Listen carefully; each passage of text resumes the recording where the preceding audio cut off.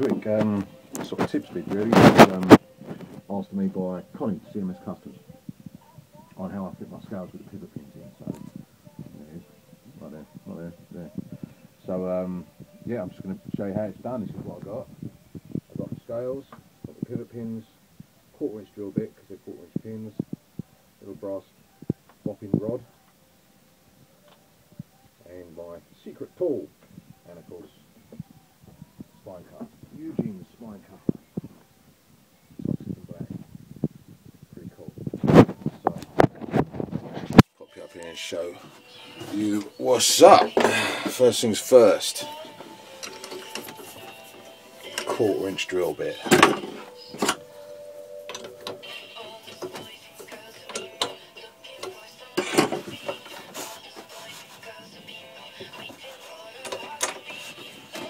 Right, first scale.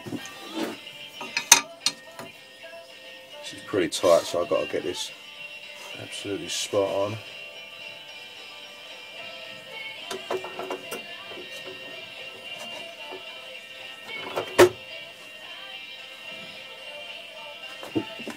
That's good.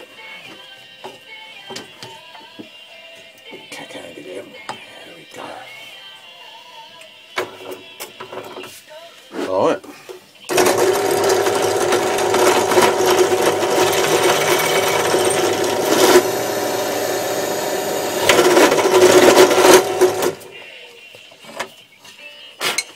Right. That's the first one. Then what I do is get a pivot pin with the screw.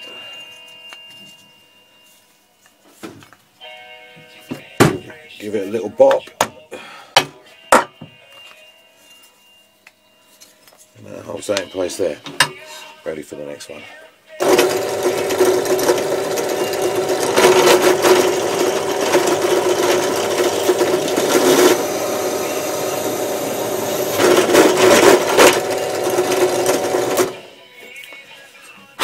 Hole number 2.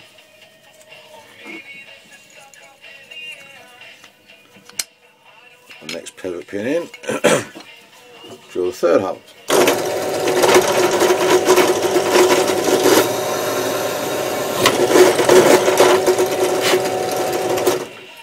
There we go, so we've got 2 holes and a lanyard hole, and then I'll get my brass bopper. I'll tilt it down this way a little bit, see what I'm doing. You see? Yeah. Try not to smash the camera.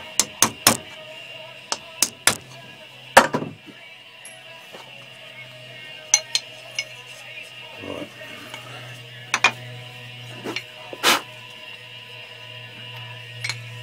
Second one.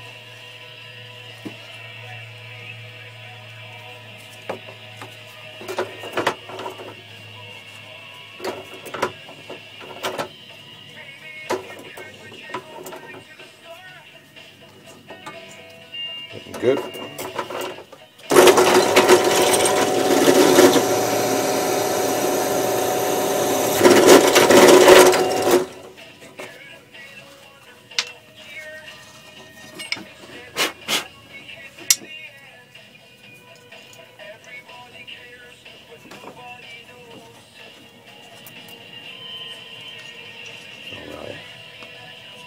Can't find the hole. There we go.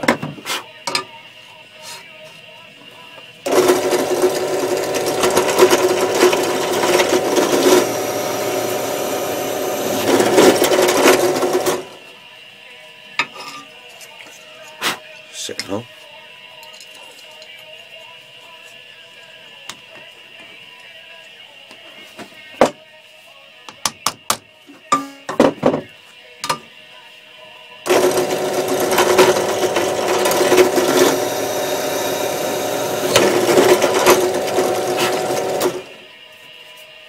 Third hole. There we go. That bit's the easy bit. Just tap it down. Okay. Now, what I used to use was the bear with me.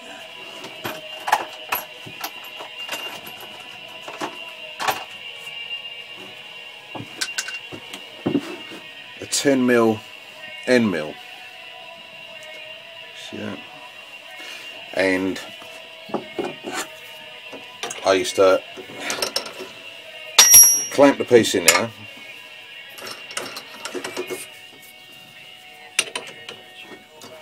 I'll show you this bit because not all here will have the counterboard that I've got. They might, I mean, I don't know, they might make these, they might sell them in the corner shops and in the States, I don't know, but again, trying to get anything like this over here is an absolute nightmare. I'll show you this in a sec. I'd have these custom made. Anyway, so what I used to do was clamp that down.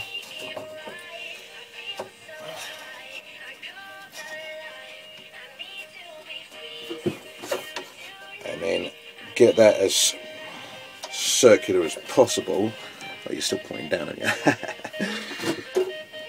Bring that down slightly. Sort of eyeball it up, the counterbore, and then turn the drill in reverse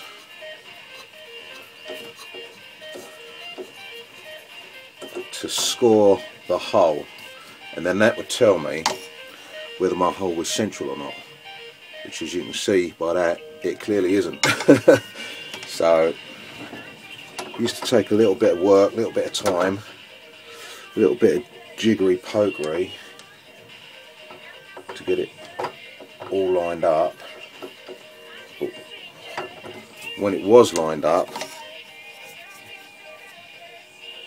I'd then drop it down, drill it in.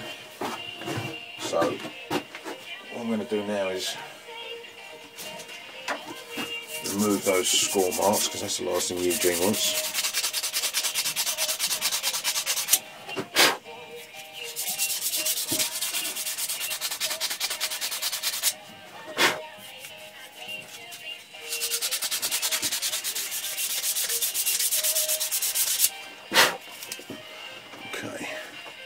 So we're good to go, and then drill it down, just tap it down ever so slightly, and drill the holes that way, or at least counterboard what's the word?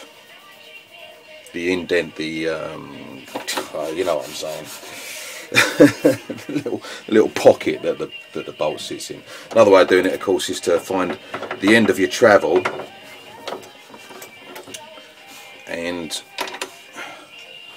measure your scale so that the end of the travel goes down just to the right depth, but not so accurate on, just like that, you see, not so accurate on this because the chuck does move, so it wouldn't get quite consistent results, at least on this drill press. Anyway, enough of the banter. This is what I had made. Little counterbore. Had it custom turned at a machining factory. 6 and a quarter inch pilot from an 8mm shank jobber, and this is absolutely ideal. Let me see if I can get that in focus. You see that? It wasn't cheap. It's ridiculous how much it cost. It's like 40 quid, but you'll see how it works, and you'll see how much time it saves. And the fact that this little nugget here is actually worth its weight in gold as far as like productivity is concerned. So I don't need to measure the travel of the drill or anything like that. All I do is I put this so the end of the pilot is on the plate.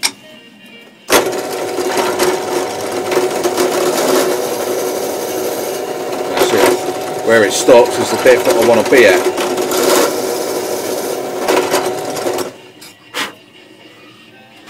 There you go, all counterboard. So obviously this is measured out on the 6mm stock that I use, or just a touch under after it's been surface ground. So I know exactly that that's the depth I want to still get these to get a good bite, and then that sits flush in there like that. If I'm using thinner stock, obviously I have to adjust it and take that into account, otherwise it will just drill straight through. It'll be all baggy. But Colin, Brother Colin, this one's for you, mate, and that's how I do that. Again, you might be able to get hold of these a lot easier where you are than we can over here, but that's what I use, and it speeds up the process no end, absolutely no end. Right, done the other one. Let's pop this together now. I could have just kept you along for the ride there, but I had a brain fart.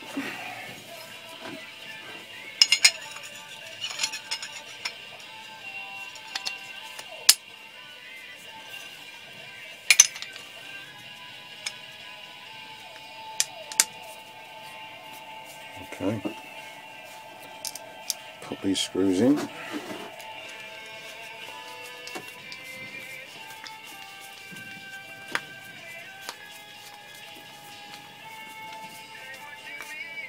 Now that's nice and tight, see.